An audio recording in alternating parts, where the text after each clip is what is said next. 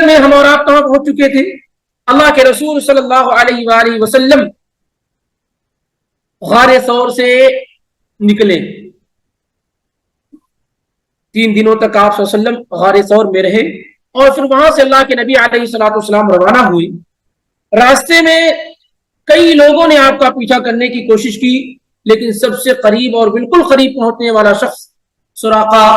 بن مالک رضی اللہ تعالی عنہ تھے، جو بعد میں مسلمان ہو گئے، اور انہوں نے اللہ کے نبی علیہ الصلوۃ والسلام کی معجزات کی اور آپ صلی اللہ علیہ وسلم کی نبوت کی وہ نشانیاں دیکھی کہ ان کو یہ بات سمجھ میں آ گئی کہ یہ کوئی معمولی اور عام انسان نہیں ہے، کہ آپ نے دعا بد دعا کی اور وہ دستہ چلا گیا، اور آپ نے دعا کی پھر وہ کیا ہے، صحیح ہو گیا۔ دونوں چیزیں ہیں، کہ آپ نے بد دعا کی تو کیا ہوا، وہ آگے نہ بڑھ سکا، اور آپ نے دعا کی تو پھر وہ چلنے لائق ہو گیا۔ صحیح بخاری وغیرہ کے اندر یہ روایت موجود ہے، براء ابن عازب یہ مدینہ کے رہنے والے صحابی، سیدنا ابو بکر صدیق رضی اللہ تعالیٰ عنہ نے عازب رضی اللہ تعالیٰ عنہ سے، براء کے والد سے کجاوا خریدا، جو اونٹ کے پیچھے رکھا جاتا ہے وہ خریدا، اور خریدنے کے بعد ابو بکر صدیق رضی اللہ تعالیٰ عنہ نے کہا کہ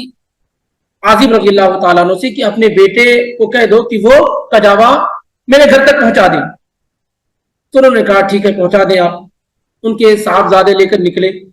پھر پیسے لینے کے لیے عازب رضی اللہ تعالیٰ عنہ بھی ابو بکر صدیق رضی اللہ تعالیٰ عنہ کے ساتھ نکلے، اور انہوں نے اسی موقع سے ابو بکر صدیق رضی اللہ تعالیٰ عنہ سے پوچھا کہ ذرا بیان تو کرو، آپ کی خوش قسمتی تو یہ ہے کہ ہجرت کے سفر میں آپ اللہ کے پیغمبر کے ساتھ تھے، یہ بہت بڑا اعزاز ہے جو اللہ تعالیٰ نے آپ کو دیا، ذرا ہجرت کا کچھ ماجرا کچھ واقعہ تو بیان کرو، کیسے آپ نے ہجرت کی، اللہ کے رسول صلی اللہ علیہ وسلم کے ساتھ کیسے نکلے۔ تو ان میں ابو بکر صدیق رضی اللہ تعالیٰ عنہ نے بیان کیا کہ ہم راتوں رات چلتے رہے، پوری رات چلتے رہے، دوسرا دن آیا وہ بھی چلتے رہے، یہاں تک کہ جب ظہر کا وقت ہوا اور دھوپ کی شدت ہو گئی تو ہمیں دور سے ایک لمبی چٹان نظر آئی، ہم وہاں پہنچے، اللہ کے رسول صلی اللہ علیہ وسلم کے لیے میں نے آرام کا انتظام کیا، بستر وغیرہ لگایا، اور آپ صلی اللہ علیہ وسلم کو کہا کہ آپ آرام فرمائیے، میں آپ کی دیکھ ریکھ کر رہا ہوں۔ سیدنا ابو بکر صدیق رضی اللہ تعالیٰ عنہ نے وہاں پر اللہ کے نبی علیہ الصلوۃ والسلام کو آرام کرنے کے لیے کہا، اور پھر قریب کے علاقوں میں چلے گئے تاکہ کھانے پینے کا کچھ انتظام کر سکیں۔ تو وہاں کوئی نظر نہیں آ رہا۔ کچھ دیر کے بعد ایک چرواہا نظر آیا جو اپنے جانوروں کے ساتھ اسی چٹان کی طرف آئے جا رہا ہے جہاں ابو بکر صدیق رضی اللہ تعالیٰ عنہ نے نبی علیہ الصلوۃ والسلام کے رہنے کا انتظام کیا تھا، اسی طرف آ رہا۔ سیدنا ابو بکر صدیق رضی اللہ تعالیٰ عنہ سے پوچھا کہ کیا تمہارے پاس دودھ ہے؟ اس شخص نے کہا ہاں میرے پاس دودھ ہے، اور پھر اس نے دودھ دھونا شروع کیا۔ ابو بکر صدیق رضی اللہ تعالیٰ عنہ نے کہا دیکھو دھول وغیرہ ساری کی ساری چیز صاف ستھرا کر لو، اور برتن میں دودھ دھویا،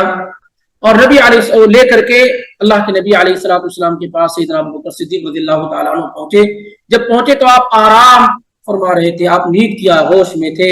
تو سیدنا ابو بکر صدیق رضی اللہ تعالیٰ عنہ نے آپ صلی اللہ علیہ وسلم کو بیدار کرنا، جگانا پسند نہ کیا، اور وہاں پر کھڑے رہے یہاں تک کہ اللہ کے نبی علیہ الصلوۃ والسلام کی آنکھ کھل گئی، آپ بیدار ہوئے، اور پھر برتن کو نیچے سے صاف کیا۔ دوسرا جو برتن تھا جس اللہ کے نبی علیہ الصلوۃ والسلام کے لیے اسپیشل برتن تھا جس میں آپ صلی اللہ علیہ وسلم دودھ اور پانی وغیرہ پیا کرتے تھے، اس کو نیچے سے ٹھنڈے پانی سے دھلا تاکہ صفائی بھی ہو جائے اور دودھ ٹھیک ٹھاک رہے، اور اس برتن میں دودھ دے کر کے اللہ کے نبی علیہ الصلوۃ والسلام کو دیا، اور آپ نے اس دودھ کو پی لیا۔ اور ابو بکر صدیق رضی اللہ تعالیٰ عنہ کہتے ہیں کہ اس سے مجھے بڑی خوشی محسوس ہوئی۔ پھر اللہ کے نبی علیہ الصلوۃ والسلام نے پوچھا کہ کیا اب روانگی کا وقت ہو چکا ہے؟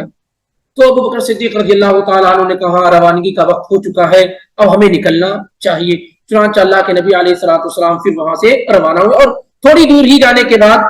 پھر سراقہ بن مالک رضی اللہ تعالیٰ عنہ پیچھا کرتے ہوئے وہ جو پورا واقعہ ابو بکر صدیق رضی اللہ تعالیٰ عنہ نے جو بیان کیا ہے پچھلے دنوں میں گزر چکا۔ تو ایک واقعہ یہ، اسی طریقے سے دوسرا واقعہ آتا ہے معبد الخزاعیہ کا جو بڑا مشہور ہے اور جس کو امام بغوی نے شرح السنہ میں، امام حاکم نے اپنی کتاب مستدرک الحاکم میں، اسی طریقے سے امام بہقی نے دلائل النبوہ کے اندر، اور اسی طریقے سے امام ابن السکن نے اور امام ابن شاہین اور دیگر علماء نے اپنی اپنی کتابوں میں یہ روایت ذکر کی، اور روایت تمام طرق کو جمع کرنے سے قابل قبول اور حسن درجے کی ہو جاتی ہے۔ شیخ البانی رحمہ اللہ نے بھی کہا کہ یہ روایت حسن درجے کو پہنچ جاتی ہے۔ امام ابن کثیر نے، امام ابن حجر وغیرہ نے، تمام لوگوں نے روایات کو اکٹھا اور جمع کرنے کے بعد یہ نتیجہ نکالا ہے کہ معبد الخزاعیہ رضی اللہ تعالی عنہا کا جو واقعہ راستے میں، مدینے کے راستے میں پیش آیا، یہ درست اور صحیح ہے۔ ان کے بھائی حبیش بن خالد بیان کرتے ہیں، یہ معبد کے بھائی ہیں۔ معبد کا نام عاتقہ بنت خالد ہے اور ان کے بھائی کا نام حبیش بن خالد ہے۔ یہ دونوں حبیش بن خالد یہ اللہ کے نبی علیہ الصلوۃ والسلام کے صحابی ہیں۔ تو راستے میں اللہ کے نبی علیہ الصلوۃ والسلام جب مدینہ ہجرت کر رہے تھے تو راستے میں معبد الخزاعیہ رضی اللہ تعالیٰ عنہ کا 2 خیمہ اور ٹینٹ نظر آیا۔ یہ بوڑھی خاتون تھی، بڑھاپا اس قدر تھا کہ پردے کی ضرورت نہیں محسوس کرتی تھی، اور یہ گزرنے والے لوگوں کو کھانا پینا اور ان کی ضیافت کا انتظام کرتی تھی۔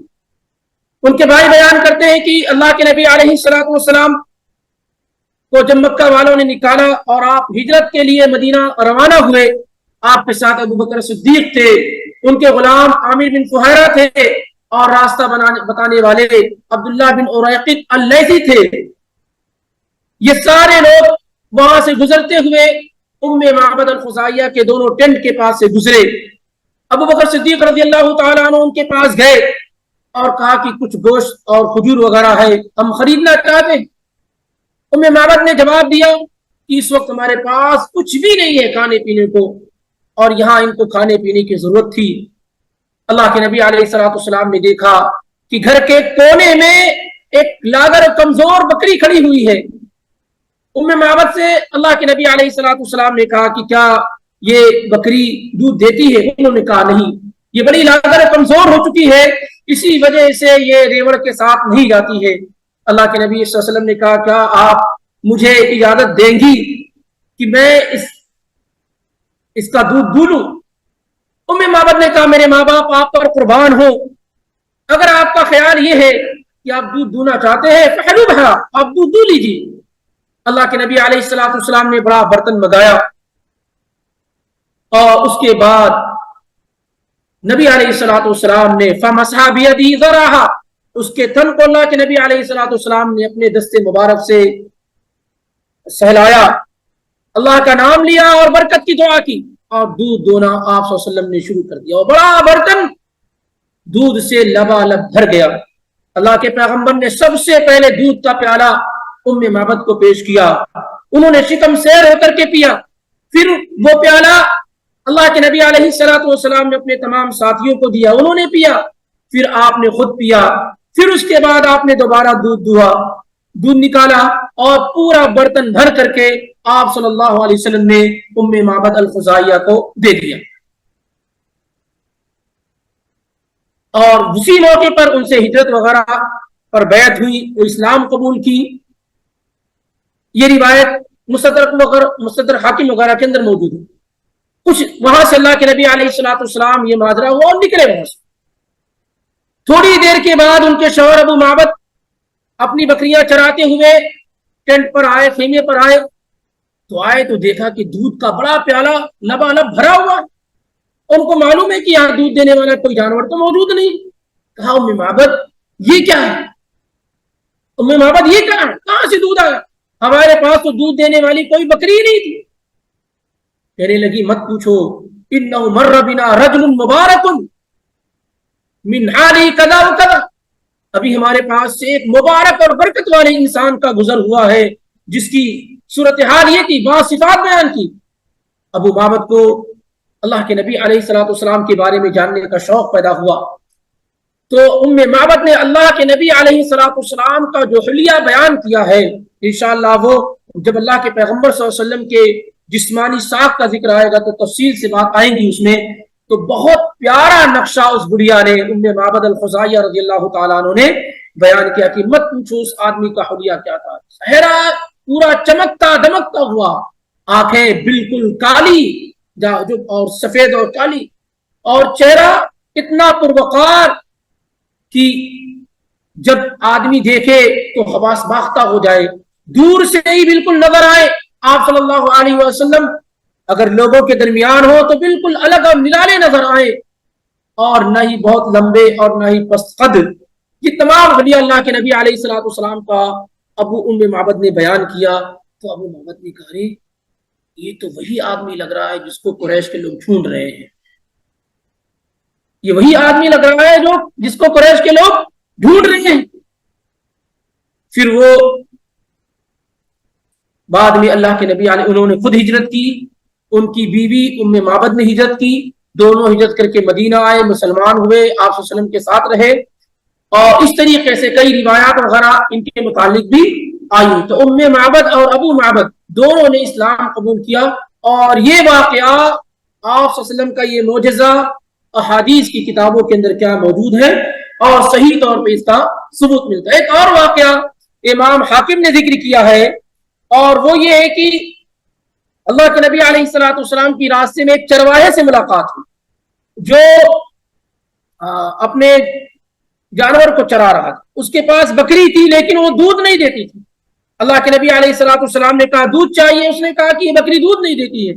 تو وہاں پہ بھی اللہ کے نبی علیہ الصلوۃ والسلام نے دودھ دونا شروع کیا، اور اس کے تھن سے بھی خوب دودھ آیا، اور یہ روایت بھی کیا ہے درست۔ البتہ یہ ہے کہ بعض لوگ کہتے ہیں کہ یہی واقعہ ابو معبد کا ہے، بعض لوگ کہتے ہیں یہی واقعہ کیا ہے ابو معبد یوم معبد کا ہے، واللہ اعلم بالصواب۔ بہرحال یہ بات تو طے ہے کہ راستے میں معبد کا جو معاملہ ہے اور اسے جو ملاقات کا معاملہ ہے اور جو معجزہ اللہ کے نبی علیہ الصلوۃ والسلام کا وہاں ظاہر ہوا، یہ بالکل واضح ہے۔ اس کے علاوہ بھی راستے میں اللہ کے نبی علیہ الصلوۃ والسلام سے کئی اور لوگوں سے الزبیر بن العوام رضی اللہ تعالیٰ عنہ سے ملاقات ہوئی، اور یہ سفر جو اللہ کے نبی علیہ الصلوۃ والسلام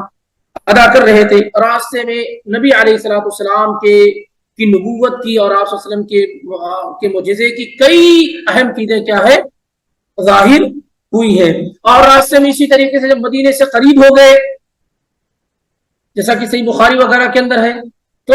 ابو بکر صدیق رضی اللہ تعالیٰ عنہ بھی ساتھ تھے۔ بعض روایت کے مطابق یہ ہے کہ ایک ہی سواری پہ دونوں سوار تھے، بعض میں ایک ہی دونوں الگ الگ سواری پہ سوار تھے۔ تو اللہ کے نبی علیہ الصلوۃ والسلام عمر میں سیدنا ابو بکر صدیق رضی اللہ تعالیٰ عنہ سے بڑے تھے، لیکن جوان زیادہ اللہ کے پیغمبر دکھتے تھے، اور ابو بکر صدیق رضی اللہ تعالیٰ عنہ اللہ کے نبی علیہ الصلوۃ والسلام سے زیادہ بوڑھے دکھتے تھے۔ تو راستے میں کوئی پوچھتا کہ ابو بکر یہ کون ہے، تو ابو بکر صدیق رضی اللہ تعالیٰ عنہ کہتے کہ یہ ہمیں راستہ بتانے والے ہیں، یہ ہمیں کیا ہے راستہ دکھانے والے ہیں۔ تو اس طریقے سے وہ صحیح بات بھی کر رہے تھے، اور نبی علیہ الصلوۃ والسلام کی واضح آئیڈینٹی اور پہچان بھی نہیں دے رہے تھے۔ اس سے مراد ان کی راستہ دکھانے والے یعنی دین اسلام کا راستہ دکھانے والے، اور سننے والا آدمی یہ سمجھتا تھا کہ یہ راستے کے جانکار ہیں اور ابو بکر صدیق رضی اللہ تعالیٰ عنہ کو راستہ بتا رہے ہیں، کیونکہ اللہ کے نبی علیہ الصلوۃ والسلام کو بہت سارے لوگوں نے دیکھا نہیں تھا، اور ابو بکر صدیق رضی اللہ تعالیٰ عنہ تجارت کی غرض سے بہت ساری جگہوں پر کیا ہے آنا جانا لگا رہتا تھا۔ تو راستے میں کئی لوگوں سے جو ملاقات ہوئی، ان لوگوں میں سے کئی لوگوں نے ابو بکر صدیق رضی اللہ تعالیٰ عنہ کو پہچان لیا، لیکن وہ اللہ کے نبی علیہ الصلوۃ والسلام کو نہ پہچان سکے۔ جیسے کہ جو واقعہ ذکر کیا گیا ہے کہ جس چرواہے سے ملاقات ہوئی اس نے ابو بکر صدیق رضی اللہ تعالیٰ عنہ کو پہچان لیا، لیکن اللہ کے نبی علیہ الصلوۃ والسلام کو نہ پہچان سکے۔ اسی طریقے سے یہ جو سفر اللہ کے نبی علیہ الصلوۃ والسلام کا ہجرت کا ہوا، کئی لوگوں سے گزر کر کے، یعنی سراقہ بن مالک، معبد، چرواہا، اور اسی طریقے سے زبیر ابن العوام وغیرہ سے ہوتا ہوا آپ صلی اللہ علیہ وسلم کا یہ قافلہ کیا ہے سب سے پہلے قباء پہنچتا ہے۔ سب سے پہلے کہاں پہنچتا ہے؟ قباء پہنچتا ہے، اور آپ صلی اللہ علیہ وسلم اس سفر کے اندر زیادہ رات میں سفر کرتے، اور اسی طریقے صبح میں، اس کے بعد آپ صلی اللہ علیہ وسلم آرام فرمایا کرتے تھے، یہاں تک کہ آپ صلی اللہ علیہ وسلم مسجد قباء، یا جہاں قباء مسجد قباء بنی ہوئی ہے وہاں آپ صلی اللہ علیہ وسلم کے قدم مبارک پہنچتے ہیں انشاءاللہ رب العالمین. وہاں سے آپ وہاں پہنچے, کیا آپ صلی اللہ علیہ وسلم نے وہاں کیا, یہ ساری باتیں آئندہ دنوں میں آپ کے سامنے اللہ کی توفیق سے پیش کرنے کی کوشش کی جائے گی باذن اللہ.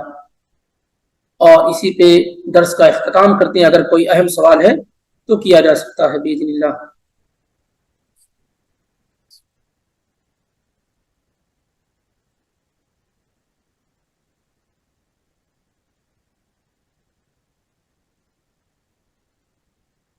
چلیے انشاءاللہ پھر ملاقات ہوتی ہے. پیچھے بیٹھنے والے بھائیوں سے گزارش فٹ کرتا ہوں کہ یہاں بھی ٹیک کی جگہ ہے, کوشش یہ کریں کہ قریب ہو کر کے بیٹھے. اللہ ہے کہ اگر آرام اسی میں زیادہ ہو تو ایک الگ بات ہے, لیکن کوشش کریں کہ قریب ہو کر بیٹھے تاکہ اجر و ثواب آپ کا زیادہ ہو سکے. سبحانک اللہم و بحمدک اشہد ان لا الہ الا انت استغفرک و اتوب الیک. السلام علیکم ورحمۃ اللہ وبرکاتہ.